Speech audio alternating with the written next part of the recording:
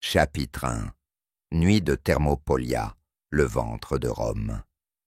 C'était le genre de nuit qui faisait sentir Rome comme un mélange de chiens mouillés, de vin bon marché et de friteuses existentielles. La lune se tenait basse au-dessus du quartier de la Suburra, le plus estimé de Rome pour les pickpockets, les philosophes qui parlaient en taux mûrs, et les vendeurs de saucisses légalement interdits de fontaines publiques.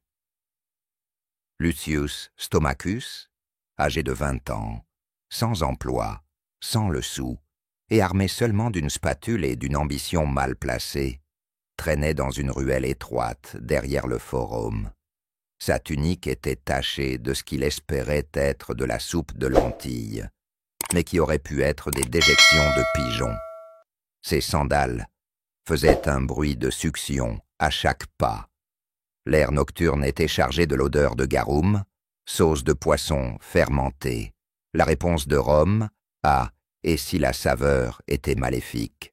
Encore une soirée glorieuse dans le ventre de l'Empire, murmura Lucius en chassant une souris qui regardait sa croûte de pain comme si elle venait de voir un buffet. Il arriva à son lieu de servitude à temps partiel, Thermopolia Pansa, un stand de nourriture de rue tenu par l'indomptable Mama Pansa, une femme dont les bras supérieurs étaient réputés plus forts que les cuisses de Jupiter. Elle portait ses cheveux en une permanente ruche de pâte frite, parlait comme une trompette de guerre et pouvait éviscérer un poisson d'un seul regard. « Tu es en retard, éponge qui suce le vinaigre. » Mama Pansa beugla, lançant une louche à la tête de Lucius. Elle le rata et frappa un client, qui la remercia poliment et demanda une autre portion. Lucius noua son tablier sale autour de sa taille, passa derrière le comptoir de marbre graisseux et soupira. Les dolias incrustés dans le comptoir, de gigantesques pots en terre cuite contenant ce qui restait de bouillie comestible de la journée, bouillonnaient de manière menaçante. L'un contenait des lentilles, l'autre une sorte de ragoût qui clignotait de temps en temps. Le menu de ce soir, saucisses douteuses, ne demandez pas, ne mordez pas trop fort. Boulettes de fromage frites, maintenant avec 40% de moins de couinement. Ragoût de garum, surprise. La surprise est gastro-intestinale. Pain trempé dans le vin. Le pain d'hier rencontre les regrets d'aujourd'hui. La foule était animée. Un poète ivre récitait des odes aux olives. Un sénateur vêtu d'une toge a essayé de payer avec un rouleau de loi. Un touriste gaulois a demandé du ketchup et a immédiatement été escorté hors des lieux par une chèvre en colère. Lucius servait de la nourriture, esquivait les insultes et essayait de ne pas inhaler trop profondément. Il rêvait de plus, devenir chef pour l'empereur, ouvrir une chaîne de Thermopolia éthique appelée Pain et Cirque, peut-être même publier un livre de cuisine intitulé Garum et vous, survivre avec sauce. Mais Rome n'était pas bienveillante envers les rêveurs, surtout ceux sans argent, sans relation, et avec un visage qui ressemblait à une betterave légèrement confuse. Vers minuit, alors que la lune se cachait derrière un temple suspectement enfumé, un homme en manteau apparut. Il se faufilait dans la foule comme une anguille, glissant, silencieux et probablement visqueux. Il a pointé vers le comptoir. Un doté tout. Lucius cligna des yeux. « Monsieur, êtes-vous sûr ? Cela inclut le ragoût surprise au garum, surtout le ragoût. » Ils lui ont servi. Il mangeait comme un homme condamné, mâchant comme si les saveurs l'offensaient personnellement. Lorsqu'il atteignit les boules de fromage, il sourit.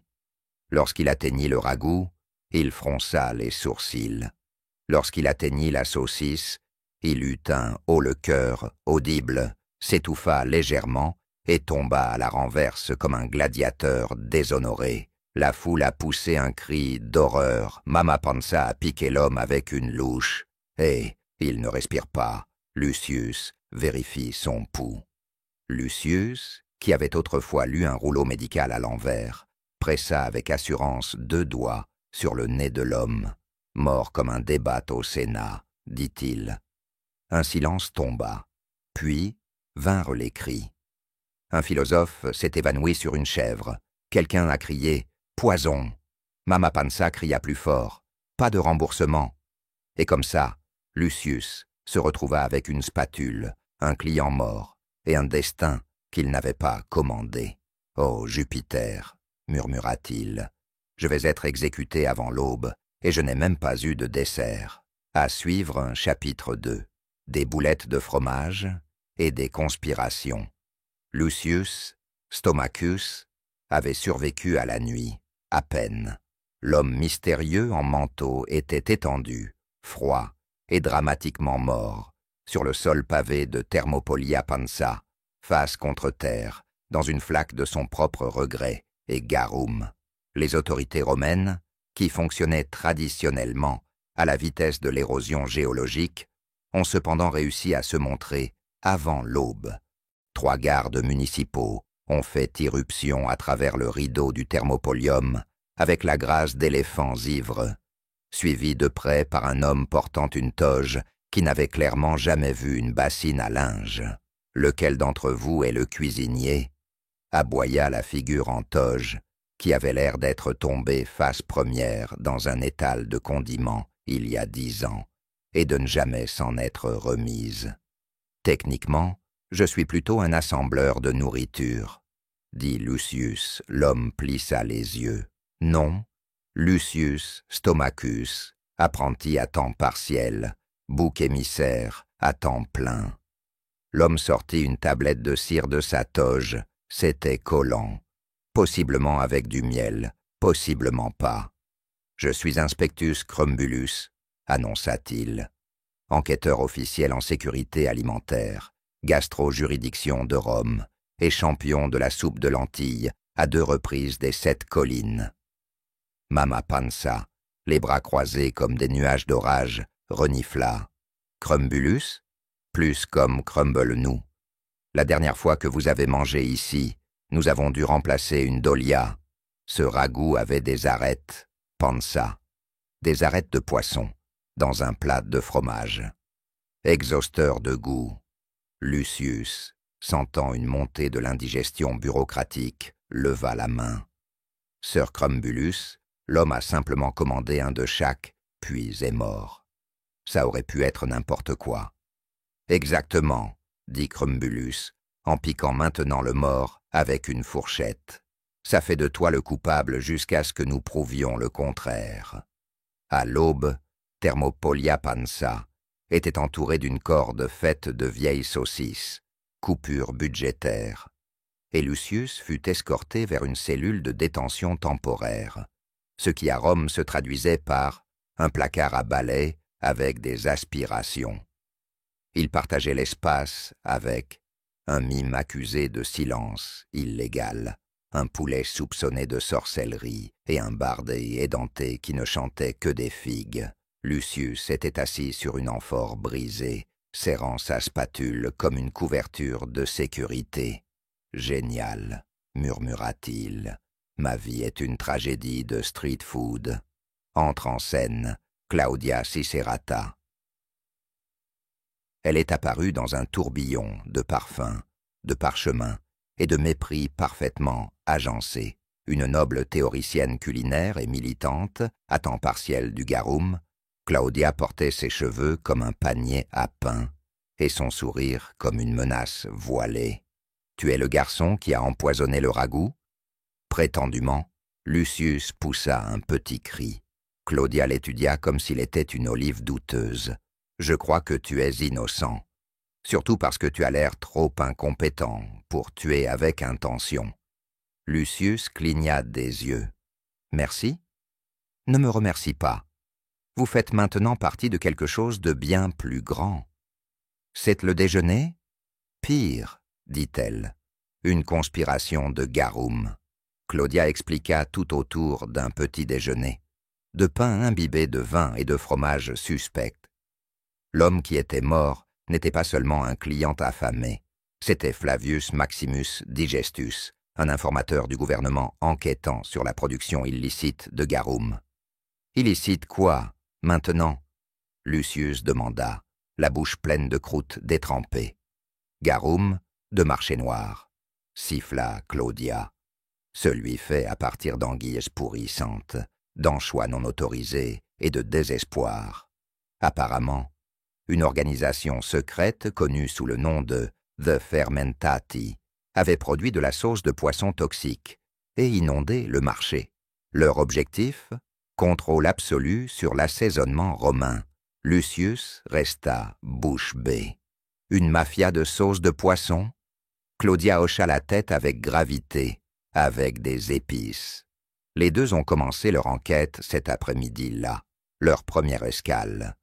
La guilde de la pureté du garum, un bâtiment qui sentait le regret et les palourdes. À l'intérieur, des rangées de bureaucrates étiquetaient les poissons par leur arôme. Un homme s'est évanoui après avoir reniflé un pot suspect marqué « extra forte ». Claudia confronta le maître de guilde, Decimus Piclium, un homme rond avec des sourcils ressemblant à des nœuds d'ail. Decimus, nous savons tout sur les fermentati. Je ne sais rien. Lucius renifla une amphore à proximité. Celui-ci sent les pieds. Exactement, dit Claudia. Aucune sauce de poisson ne devrait sentir ça, à moins que le poisson ne porte des sandales.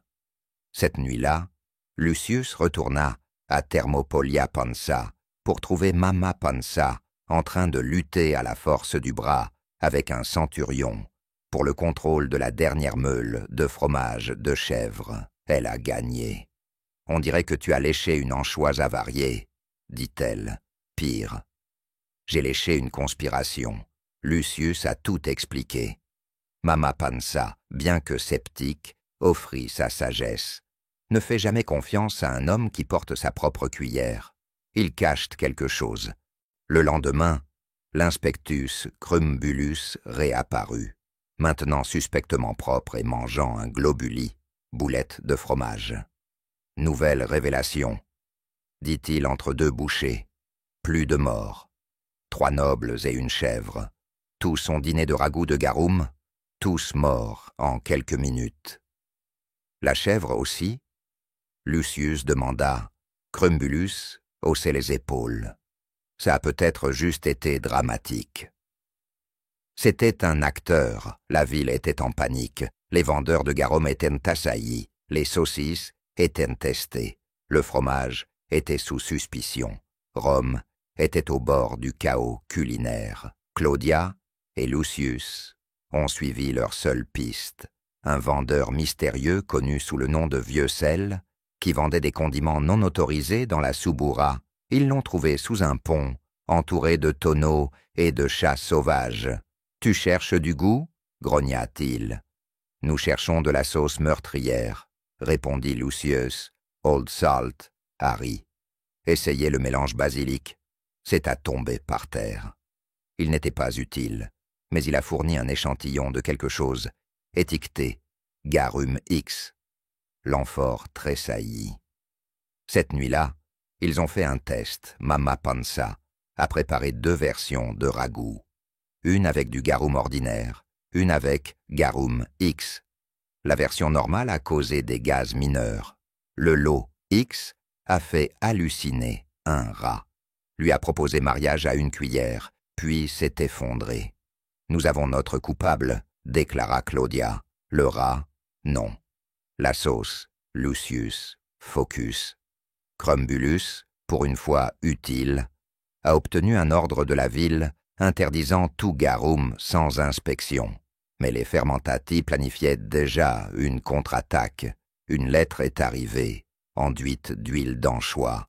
Arrêtez de vous mêler de nos affaires, ou la prochaine fois, nous assaisonnerons l'aqueduc. Signé les fermentati. Lucius déglutit. Ils vont transformer l'eau en soupe. Claudia craqua ses jointures.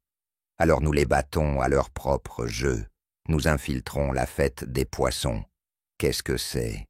Un banquet secret pour l'élite culinaire de Rome. Le lieu parfait pour trouver leur leader. Je n'ai pas de toge pour ça. Alors on va t'en faire une, en toile à fromage. Lucius cligna des yeux. Ce plan est ridicule. Claudia sourit. Bienvenue à Rome. Chapitre 3. Le cartel de la saucisse de Subura. Si Rome avait une odeur, ce n'était ni la victoire, ni la gloire, ni même l'eau du bain, légèrement parfumée, à la fierté civique. Non, Rome sentait la saucisse. Saucisse non lavée, non régulée, et sans vergogne grasse. Et nulle part ce parfum de viande ne flottait plus épais dans l'air qu'à Subura, le ventre fumeux et scandaleux de la ville éternelle. Lucius Stomachus se réveilla ce matin-là au doux son de quelqu'un vomissant devant sa fenêtre et au tintement musical de Mamma Pansa aiguisant son couteau. « Lève-toi, tu vas aux épreuves de la saucisse » cria-t-elle. Lucius cligna des yeux. « C'est une vraie chose ?» Mamma Pansa a donné un coup de pied dans la porte, tenant un parchemin avec une écriture rouge menaçante. Par ordre de la guilde des viandes de rue, tous les représentants des Thermopolia doivent présenter des saucisses pour inspection et jugement. C'est obligatoire, dit-elle, ou ils confisquent ton dolia et te collent une amende assez grosse pour faire faillite un empereur. Les épreuves de la saucisse se tenaient une fois par an dans le forum le plus enfumé de Subura, affectueusement appelé la place de Pigus, nommée d'après son fondateur, un ancien gladiateur entrepreneurial qui avait perdu les 2 oreilles et la plupart de ses dents, mais avait gagné un monopole de la viande. Des étals bordaient la place, des banderoles flottaient. Les enfants couraient en se frappant mutuellement avec du salami sec. Un homme en tunique, entièrement faite de bacon, distribuait des flyers promouvant sa religion, basée sur la saucisse.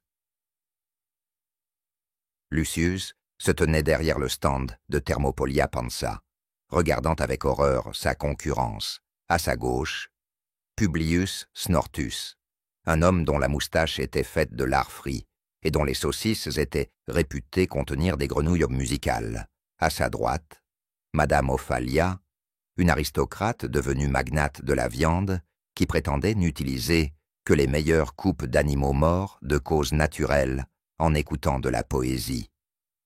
Et au premier plan, Domina Sausagia, la reine incontestée des saucisses romaines. Elle est arrivée dans un char tiré par 4 cochons, portant des couronnes de laurier doré, entourée de gardes du corps, brandissant des bratwurst comme des massues. Claudia chuchota à Lucio.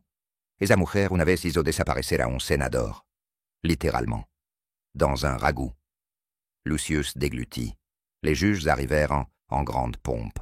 3 sénateurs corpulents, une chèvre les yeux bandés, l'expert en texture, et Inspectus Crumbulus, portant un bavoir sur lequel était écrit « viande » ou « mort ». Les règles étaient simples. Présentez votre saucisse signature. Servez-le avec un accompagnement.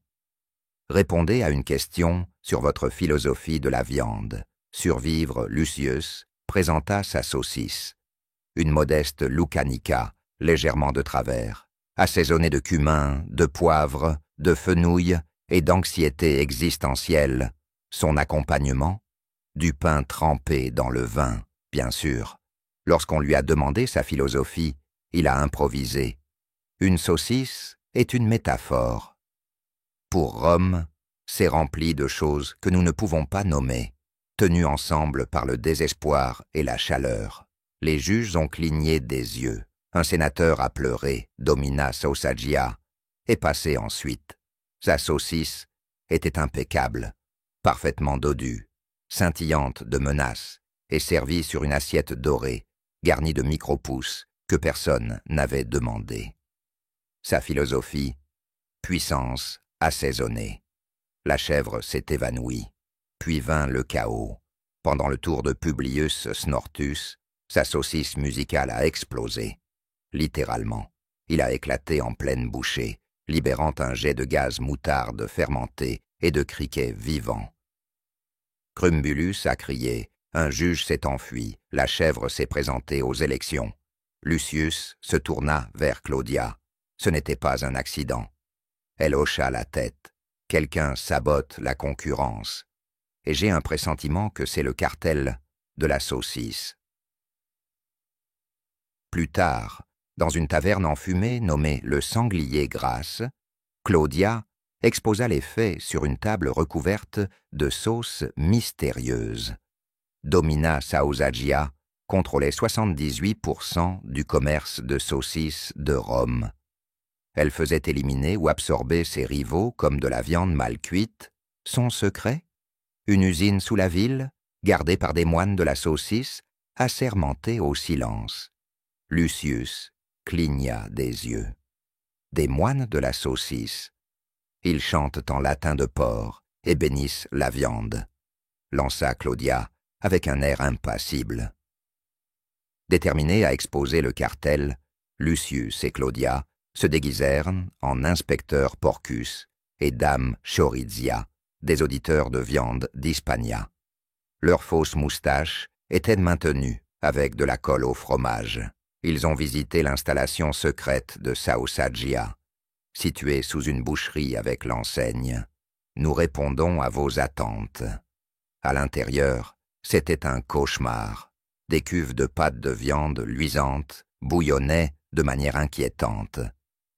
Les esclaves broyaient des épices en chantant des hymnes omineux, tels que « Bénie soit la peau qui lie notre destin ».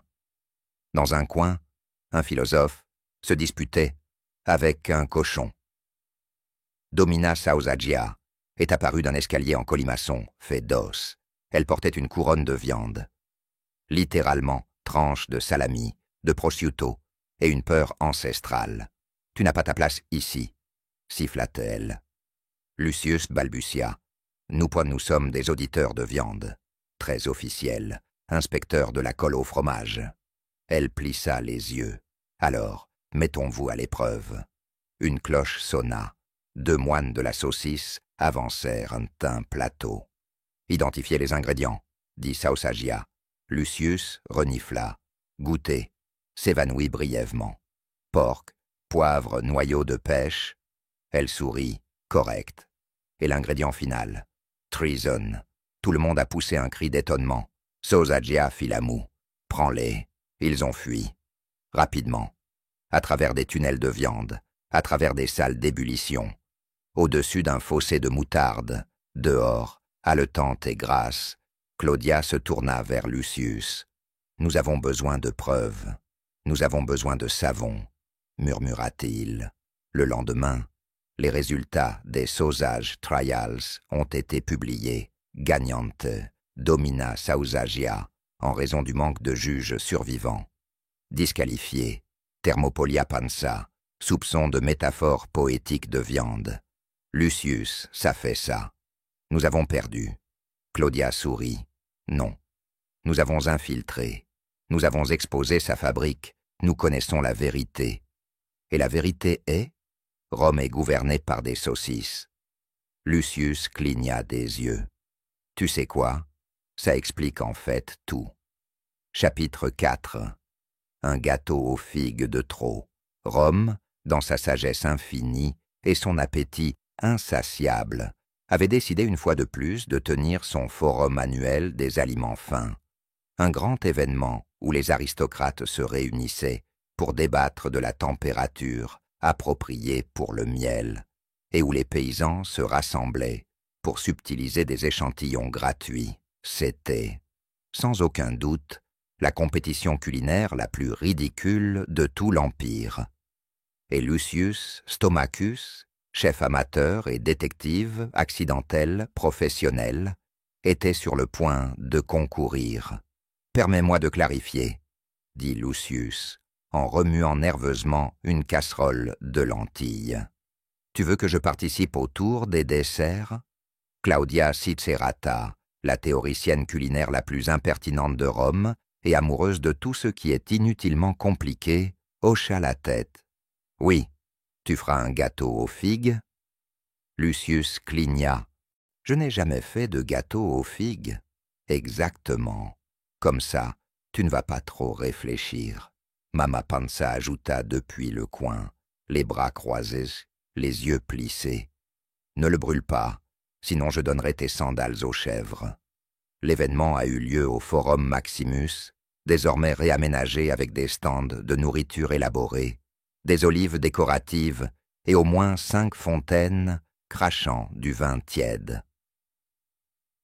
Lucius entra dans la tente de la compétition, flanqué de Claudia, qui portait une toge entièrement faite de rouleaux de recettes, et de Mama Panza, qui avait caché une meule de fromage dans sa manche. Les concurrents s'agitaient, fouettant frénétiquement de la crème avec des fouets anciens, et criant des choses comme « Où sont mes dattes ?» ou « Quelqu'un a volé ma cannelle ?» Lucius a été assigné à une table entre 2 adversaires redoutables. Marcus Crustulus, un patricien de la pâtisserie qui insistait pour que tous les desserts soient géométriquement parfaits. Valeria Flufina, une riche veuve célèbre pour sa mousse au miel, qui fit pleurer de joie un tribun avant qu'il ne s'étouffe avec une abeille. Le défi ? Préparer un dessert à base de figues qui impressionne les juges, ne tue personne et idéalement implique moins de 3 sortes de fromage. « Facile », dit Lucius, la sueur lui coulant dans les yeux. Il avait une arme secrète, la recette du gâteau aux figues de la grand-mère de Claudia, qui était sur un rouleau si vieux qu'il était plus poussière que papyrus. Il était écrit « Écraser des figues, ajouter du miel, des noix, des rêves et quelque chose qui sent le luxe. » Lucius interpréta cela comme « des figues, du miel, des noix écrasées, et peut-être un soupçon de vin de prune de Mama Panza. » Ça ne pouvait pas être pire que l'incident de la métaphore de la saucisse.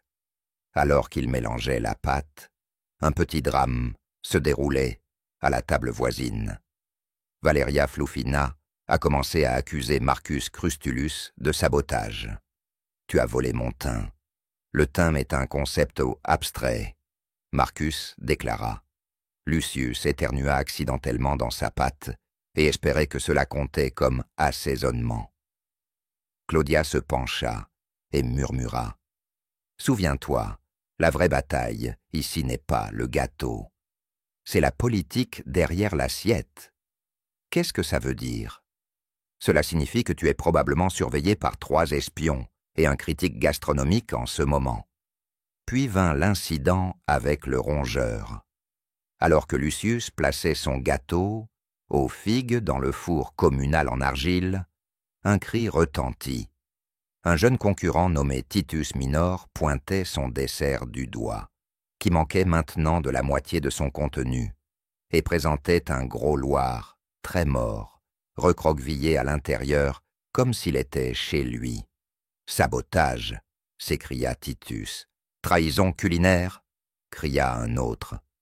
Les juges poussèrent un cri d'horreur. Domina Sausagia, assise parmi eux dans son rôle honorifique de suprême patronne de la viande, sourit avec dédain. Inspectus Crumbulus, désormais également juge invité grâce à des pots de vin liés à la saucisse, piqua le Loir avec sa fourchette. Farci, nota-t-il, noix et figues. Assez traditionnel, dommage qu'il soit mort à la livraison. Lucius chuchota. C'était prévu ? Claudia fit une grimace. Non. Et cette musaraigne a un tatouage. Quoi, c'est un espion ou un assassin? Difficile à dire dans cette ville. Le gâteau aux figues de Lucius est sorti étonnamment beau, bien que légèrement de travers, avec un coin brûlé comme un martyr. La présentation était stressante. Les juges comprenaient.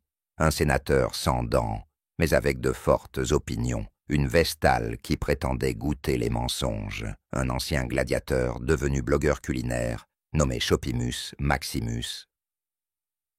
Lucius à découper le gâteau et à verser du miel comme il l'avait vu faire dans de vraies recettes, et à ajouter une seule noix sur le dessus pour l'ironie artistique. Au moment où les juges l'ont goûté, le temps s'est arrêté. Le sénateur sanglota doucement. La Vestale murmura « Il dit la vérité ». Chopimus Maximus rugit « C'est foutument délicieux ». Puis il renversa la table de pure joie. Lucius a failli s'évanouir, mais juste au moment où le gagnant allait être annoncé, une trompette retentit. Un homme en armure complète fit irruption dans la tente. « J'apporte de graves nouvelles. Un diplomate a été empoisonné lors du brunch des ambassadeurs. » La foule a poussé un cri d'horreur. Lucius se tourna vers Claudia. « Attends, quel brunch ?» Elle devint pâle. « Celui servi par Domina Sausagia. Les gardes ont fait irruption. Tous les concurrents doivent être interrogés, particulièrement ceux utilisant des ingrédients à base de figues. » Lucius a vomi dans un seau, dans le chaos. Un rouleau tomba des robes de Sausagia. Claudia le ramassa. « C'est une facture de Garum, » murmura-t-elle, « pour une expédition marquée X. » Lucius grogna. Elle continue encore. Crumbulus s'approcha en se dandinant, en mâchant un petit pain au miel. Il y a un schéma ici. Des empoisonnements, de la sauce de poisson, et maintenant des desserts. Elle essaie de contrôler toute la cuisine romaine, dit Claudia, des saucisses aux sucreries. Un coup culinaire, ajouta Lucius. Crumbulus hocha la tête gravement. Nous devons attaquer sa boulangerie. Elle a une boulangerie, elle a tout. Lucius n'a pas gagné la compétition. Techniquement, personne n'a gagné. L'événement a été annulé après que 3 autres loirs ont été trouvés en train de traîner dans le bol d'olive. Mais il avait quelque chose de mieux. Un indice, un gâteau, et l'approbation de Claudia. « Tu ne l'as pas brûlé, » dit-elle en souriant. « Je considère cela comme un miracle. » Elle lui tapota l'épaule. « Prépare-toi. Ensuite, nous allons à Ostie. Le port, question marque. Le cœur du commerce de Garum. » Lucius soupira. Je savais que ce gâteau aux figues était trop bon pour être la fin. Chapitre 5. Les guerres du Garum. Le port d'Ostie, la porte graisseuse de Rome vers la mer, empestait l'ambition, les poissons morts et le commerce. Si Rome était le ventre de l'Empire, alors Ostie était la partie du ventre qui faisait des bruits de gargouillement suspects après un ragoût de rue douteux. Lucius Stomachus débarqua de la péniche à grains qui grinçait avec son optimisme habituel et un demi-gâteau aux figues dans son sac. Il plissa les yeux vers le ciel. Les mouettes tourbillonnaient de manière menaçante, comme si elles avaient elles aussi lu les derniers rapports sur les prix du garum. Derrière lui, Claudia Sicerata descendit en tenue de voyage complète, étui à rouleaux en cuir, écharpe parfumée à l'ail et assez d'attitude pour couler une trière. « Bienvenue à Ostie, » dit-elle en plissant le nez. « Où tes narines vont mourir. Leur mission, infiltrer le syndicat du Garum, découvrir qui produisait le très illégal Garum X et exposer leur plan pour inonder Rome de malheurs poissonnés. Ils avaient un contact, le capitaine Salinus, un marin bourru avec un œil, 3 épouses et une connaissance suspecte de la politique des anchois. Ils le trouvèrent en train de se disputer avec un tonneau. « Je te l'ai dit, Marcellus, » aboya-t-il, « tu ne ferments pas correctement. » Lucius se racla la gorge. « Capitaine Salinus, on nous a dit que vous pouviez nous aider à trouver le garum de la mort. »« Oui, il nage en profondeur. Viens, apporte du pain, et peut-être un testament. » Le capitaine les conduisit à travers le quartier de la sauce de poisson, d'Ostie, un labyrinthe âcre de fûts, de vendeurs criards, et d'une chèvre très confuse, enchaînée à un stand de garum. Ils passèrent une taverne appelée « La vengeance de l'anchois ». une boutique qui ne vendait que des amphores vides, préâgées pour le statut. Et un homme, criant « Nettoyage Garum, 3 jours et vous ne sentirez rien ». Ce qui n'était pas entièrement inexact. Enfin, ils atteignirent la guilde de la fermentation aquatique, un grand entrepôt crasseux, gardé par 2 hommes robustes qui avaient l'air de manger des anguilles au petit déjeuner et des sentiments en dessert. Claudia montra une fausse plaque de commerçante. Lucius toussa et essaya de paraître important. Ils furent autorisés à entrer. À l'intérieur, l'odeur les frappa, comme une gifle faite d'anchois. Des centaines de tonneaux bordaient le sol, bouillonnant de manière inquiétante. Des ouvriers en tunique couverte de tripes de poisson remuaient les cuves avec des pagaies plus longues que le corps entier de Lucius. « C'est ça, » murmura Claudia, « le ventre du ventre. » Le capitaine Salinus les présenta au maître Brontus, le contremaître. Un homme grand et luisant, qui irradiait une autorité basée sur le poisson. « Qu'est-ce qui vous amène dans ma soupe de commerce ?»« Le commerce, » dit Claudia, avec aisance, et un amour pour la saveur. Lucius essaya de ne pas vomir. Brontus sourit. « Tu arrives juste à temps pour la dégustation. » La dégustation était un rituel, un par un.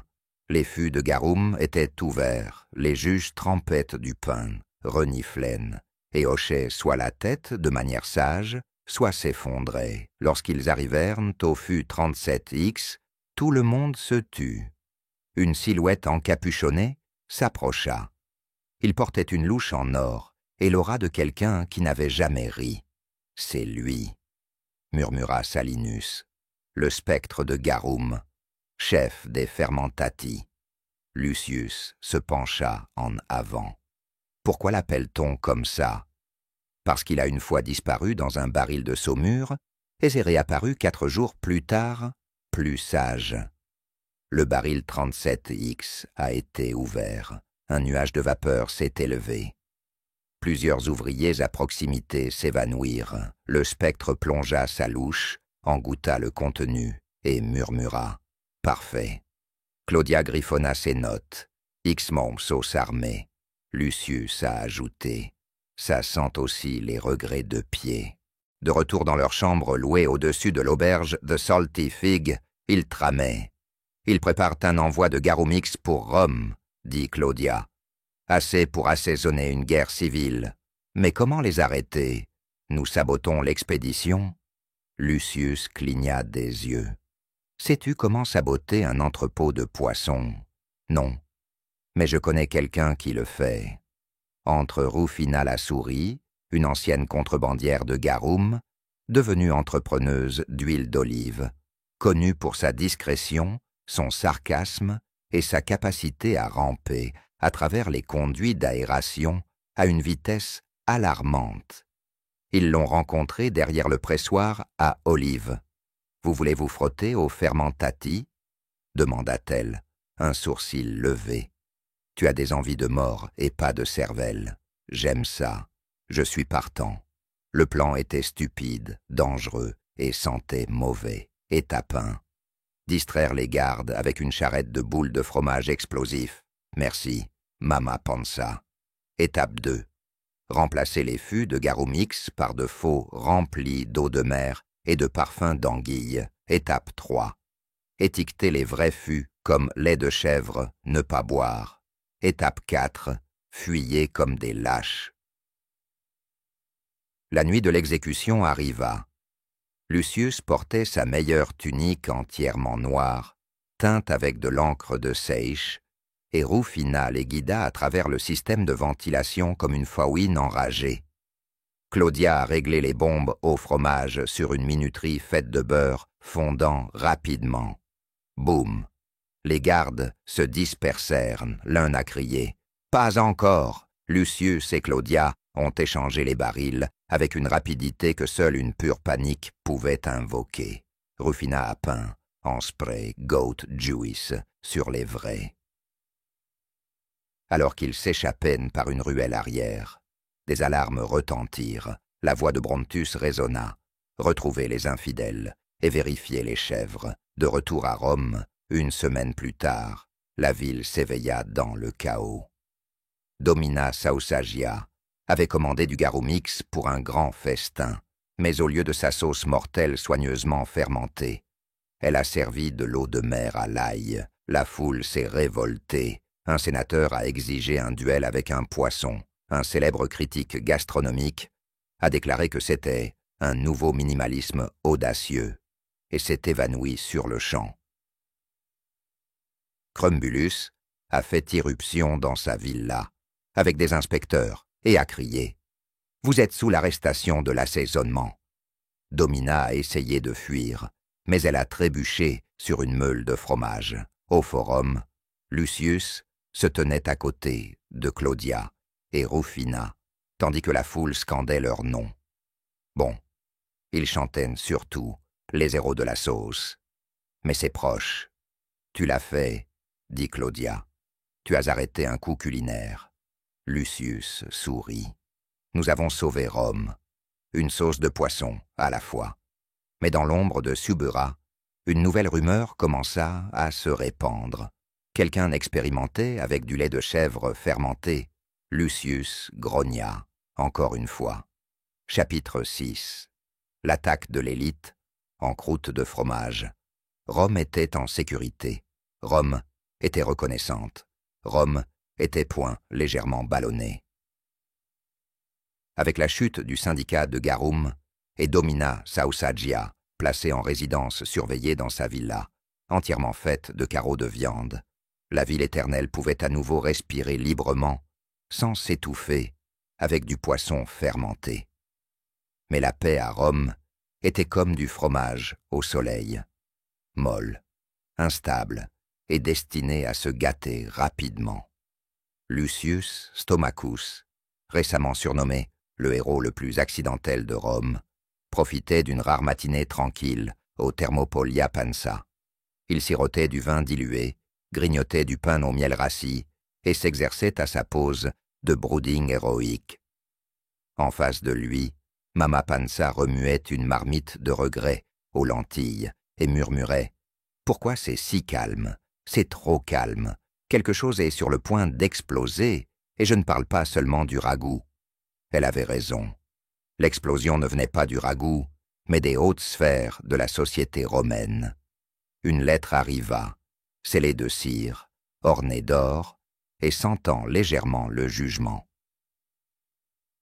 Claudia Cicerata le prit des mains du messager avant que Lucius ne puisse mordre le seau de cire. Encore une fois, elle lut à haute voix. « Vous êtes par la présente convoqué au palais du palais, par le grand conseil culinaire pour des crimes contre le luxe. » Lucius cligna des yeux.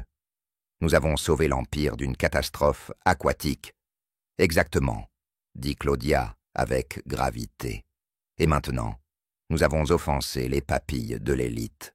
Le palais du palais était situé sur la colline la plus haute de Rome, gardé par des ponts et patrouillé par des serviteurs en toges amidonnées, en rigidité armée. À l'intérieur, Lucius et Claudia furent conduits dans une salle en marbre remplie de nobles, portant des armures sur le thème culinaire. Un sénateur avec une cuirasse en forme de roue de fromage, une prêtresse en robe tissée de pâte, un général avec une épée qui faisait également office de couteau à découper. Au centre se tenait le grand fromagier lui-même, Lactatus Maximus, haut seigneur du fromage, dont la perruque poudrée ressemblait étrangement à du parmesan râpé. Il tonna.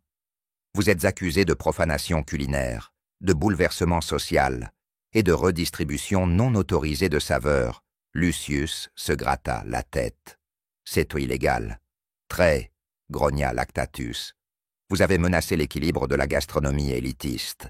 Le procès a commencé. Des preuves ont été présentées. Une cargaison de garum ruinée. Fascisme de poisson contrecarré, rétorqua Claudia. Un gâteau aux figues qui rendait les pauvres heureux. Impardonnable, murmura un duc.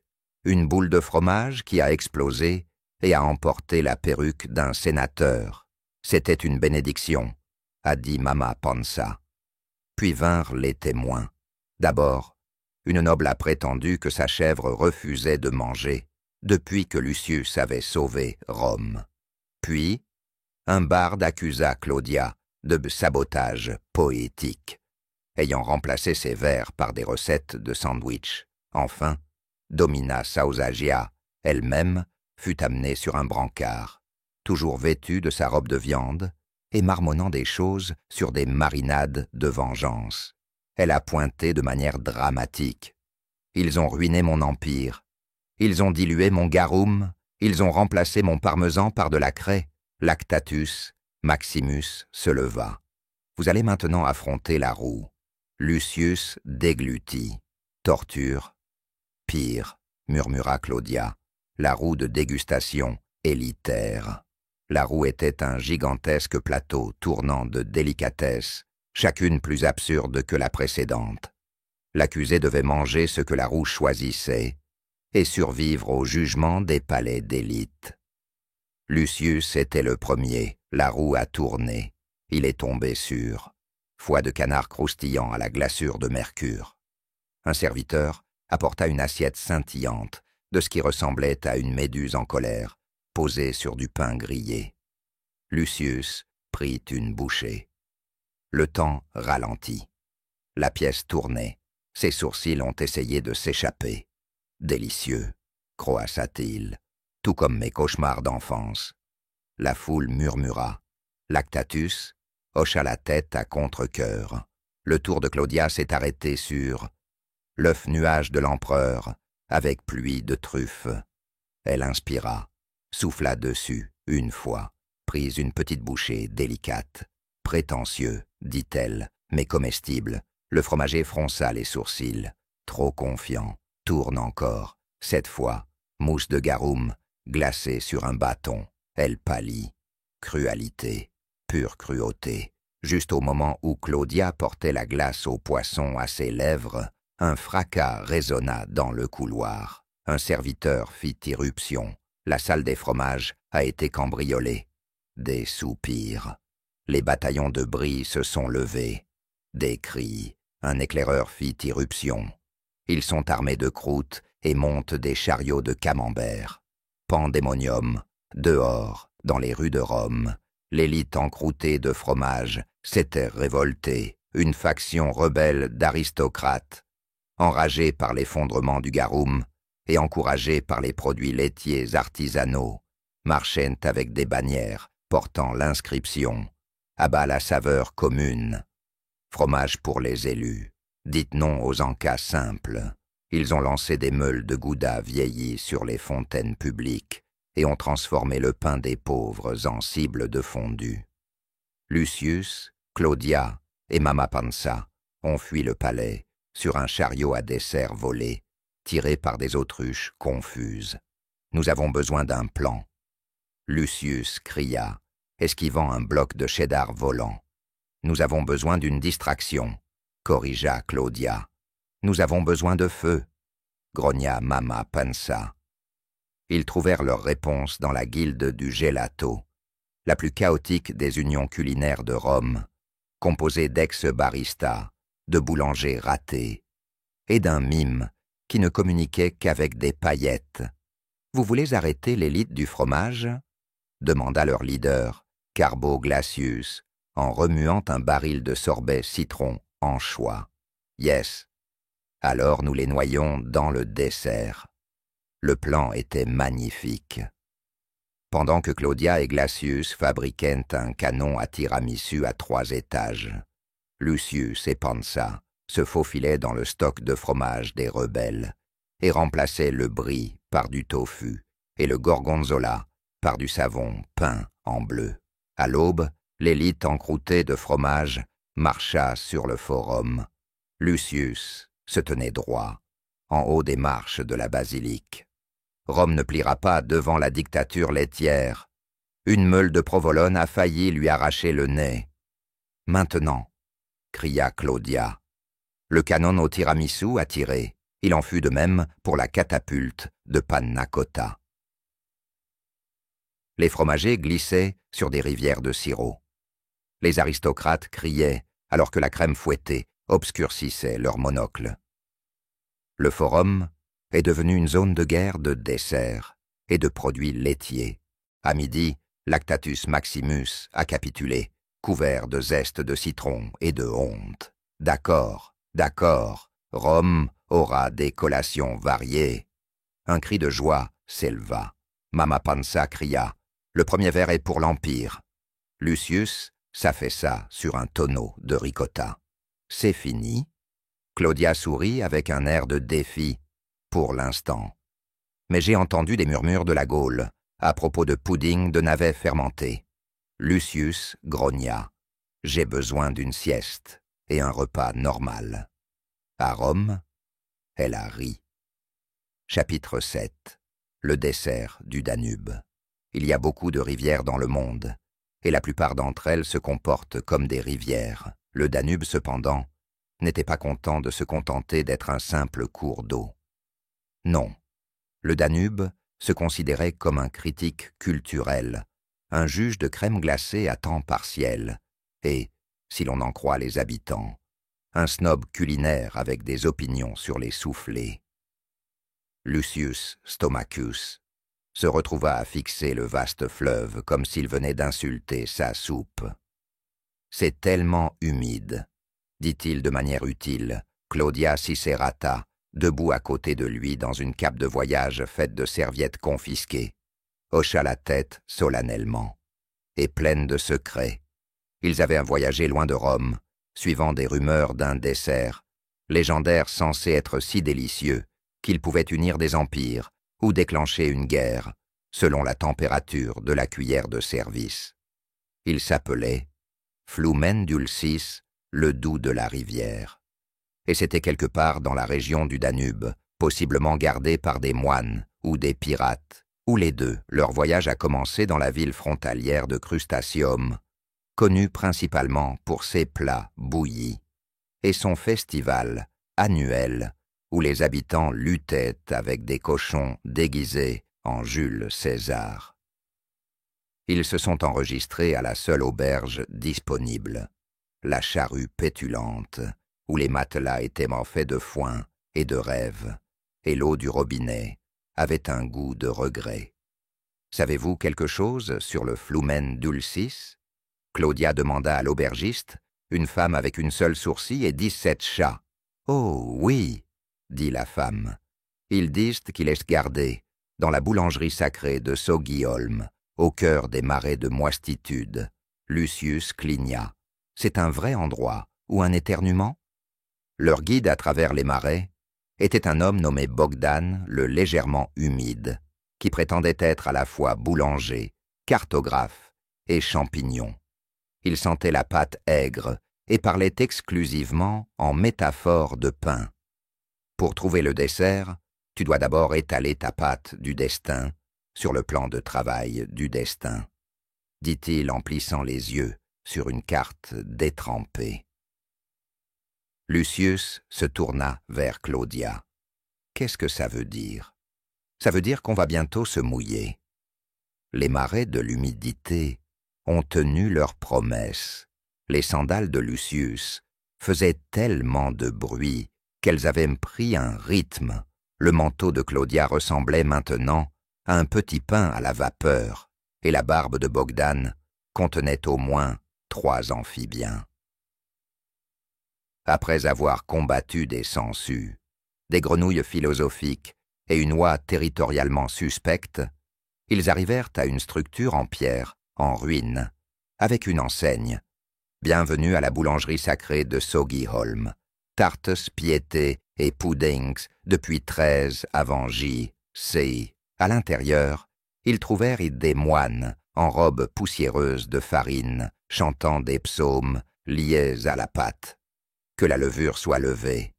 crièrent-ils. Le moine en chef, l'abbé Crumble, les accueillit. « Nous sommes les gardiens du Flumen Dulcis. Vous devez prouver votre valeur et en complétant l'épreuve des tartes. » L'épreuve des tartes était simple. Cuire une tarte qui pourrait faire pleurer un moine. Lucius fixa le four sacré. J'ai à peine réussi le cours de ragoût. Claudia lui tendit un tablier. Crois en toi. Et ne mette rien en feu, à moins que ce ne soit intentionnel. Il se mit au travail. Des figues, du miel, des pignons de pain, et une croûte qu'il façonna avec le désespoir d'un homme qui avait failli mourir à cause d'une meule de fromage sauvage. Les moines se sont rassemblés. Il présenta sa création. L'abbé Crumble prit une bouchée. Ses yeux se sont remplis de larmes. Ça me rappelle ma jeunesse, avant l'humidité, avant les guerres de la crème anglaise. Lucius est passé, le Flumen Dulcis fut révélé. C'était un dessert d'absurdité divine. Des couches de gâteau imbibées de rosée du Danube, garnies de gelée de prunes et de nuages fouettés, surmontées de feuilles d'or et présentées sur un nénuphar. Lucius tendit la main. « Attendez !» cria Abbot Crumble. « Pour prendre le Flumen Dulcis, vous devez accepter sa malédiction. » Quel genre de malédiction? Si mangé par les indignes, cela provoque des rimes incontrôlables. Lucius hésita. Claudia haussait les épaules. On a vu pire. Ils retournèrent à Crustacium avec le dessert, pour découvrir que la ville était assiégée par l'empereur Basiliscus de Byzance, qui avait entendu des rumeurs sur le Flumen Dulcis, et déclara « Tout ce qui a un goût aussi bon doit m'appartenir ». Son armée a encerclé la ville. Des bannières se disaient « Pour le dessert et la domination ». Lucius gémit. « Pourquoi tout ce que je touche se transforme-t-il en siège ?» Claudia sourit en coin. « Tu es très aimable pour les tyrans. » Les habitants du village ont paniqué. Les lutteurs de port se préparaient à la guerre. La tenancière, Alian, armait ses chats. Lucius avait un plan, une stupide.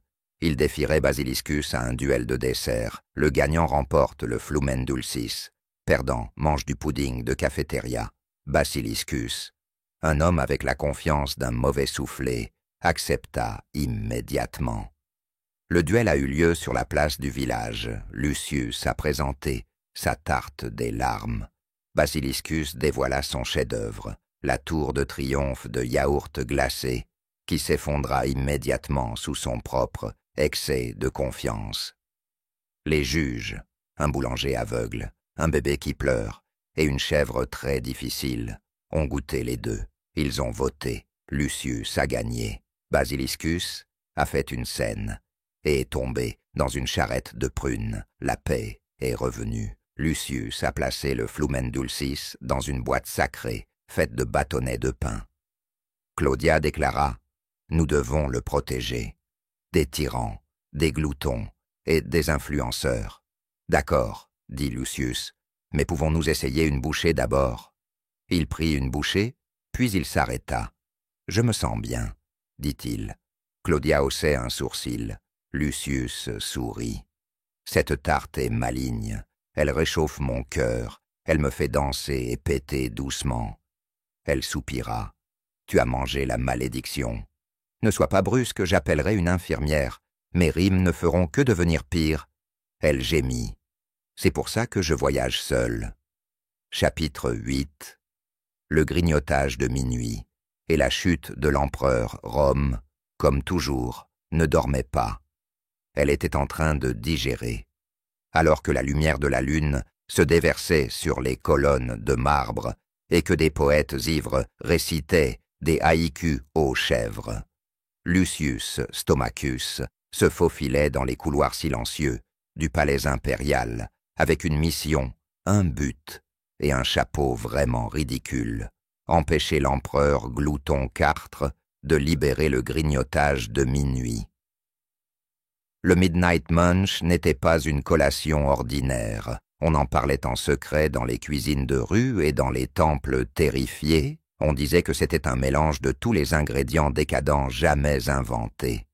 Enveloppé dans une plume de paon frite, glacé dans des larmes de licorne et servi sur un trône de pâtisserie, le Midnight Munch accordait le contrôle total de l'approvisionnement alimentaire de Rome à quiconque le dévorait. Naturellement, l'empereur le voulait. et naturellement, Lucius devait l'arrêter. Le plan avait commencé 2 jours plus tôt, lorsque Claudia Cicerata, nouvellement nommée ministre de la Nourriture, de la Paranoïa et de la Poésie occasionnelle, avait fait irruption dans Thermopolia Pansa en tenant un rouleau vibrant de terreur. « Il le fait », dit-elle, les yeux écarquillés. « Il est en train de rassembler les ingrédients. »« Le munch !» Lucius s'exclama. « Je pensais que c'était juste une histoire pour s'endormir. Tout comme le code fiscal de Rome, mais nous y voilà. » Mama Pansa cracha dans un bol de pâtes. « Ce fou ne sait pas à quoi il joue. Tu fais frémir un plat aussi puissant. Tu fais frémir ton âme. L'équipe s'est rassemblée. Lucius, le héros réticent, avec un estomac sensible. Claudia, la tête et le piquant. Mama Pansa, armée d'un rouleau à pâtisserie de la justice, Rufina la souris. Leur experte en furtivité qui a une fois volé 3 boulangeries sans casser une seule baguette. Inspectus, Crumbulus, qui voulait juste manger quelque chose qui n'explose pas. Leur objectif, infiltrer la cuisine secrète du palais impérial, saboter le munch et éviter de devenir garniture. Le palais était silencieux, à l'exception des pleurs doux des bardes non payées et des hurlements occasionnels du département des hurlements bureaucratiques. Lucius se glissa past un garde, jouant au solitaire, avec des noyaux d'olive. Rufina crocheta la serrure avec une fourchette. Ils entrèrent dans la cuisine. C'était vaste. Ça sentait l'ambition et la fierté trop cuites. Des fours dorés bordaient les murs. Des louches enchantées flottaient dans les airs. Un fouet enflammé chantait de l'opéra dans le coin. Au centre se tenait le chef Magnus Mandible, le chef personnel de l'empereur, et récent gagnant du titre de « celui qui risque le plus » de craquer à cause de trop de pouvoir à Rome. « Le Midnight Munch est presque prêt, » dit-il, la voix tremblante. « Tout ce dont nous avons besoin maintenant, c'est la touche finale. »« Lequel est-ce » Lucius demanda. « Une seule miette de croûte éternelle. » Claudia s'exclama. « Mais c'est... » « Oui, » dit Mandible, « la croûte du premier pain jamais cuit à Rome, conservée dans un coffre sous le Colisée. » Lucius cligna des yeux. « Est-ce que c'est encore comestible ?»« Non, » dit Mandible, « mais c'est symboliquement croustillant.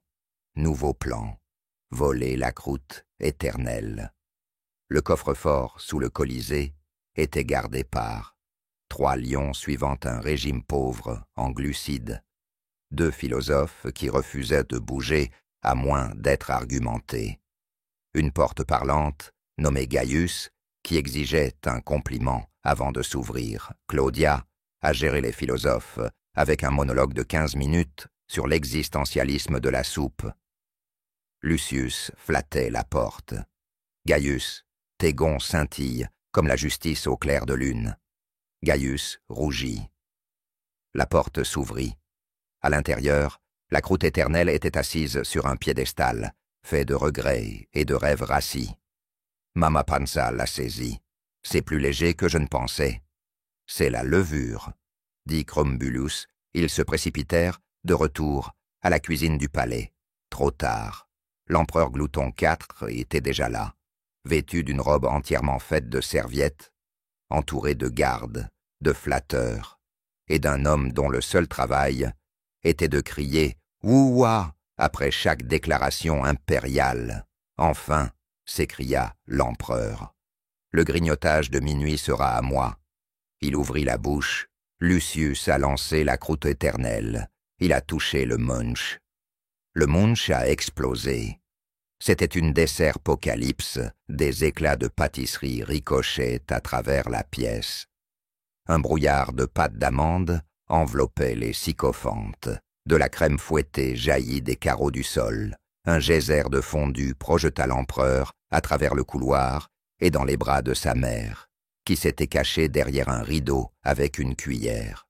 « Je te l'avais dit, dit-elle, mange tes légumes. » Les conséquences étaient délicates. Le Munch a été détruit, l'empereur a été détrôné, principalement par accident, partiellement par du sirop fondu.